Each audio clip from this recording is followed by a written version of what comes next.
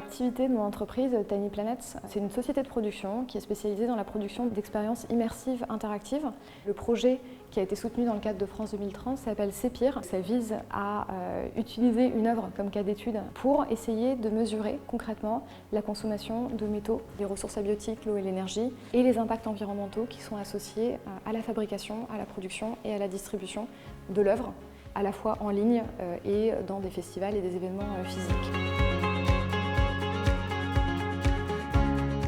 La première étape du parcours de lauréat, c'est d'entendre parler du dispositif, de se renseigner, de faire un petit peu une veille sur les appels à projets. Pour candidater, c'était assez simple et ça a été assez rapide. C'est un dossier qui fait 10 pages, qui n'est pas très long. Ensuite, on a reçu une liste de questions sur des points qui n'étaient pas forcément suffisamment détaillés, clairs ou sur lesquels il pouvait y avoir une ambiguïté dans le dossier, auxquels on a répondu par écrit.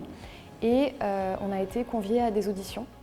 Suite à ça, on a reçu un courrier nous informant qu'on était soutenus.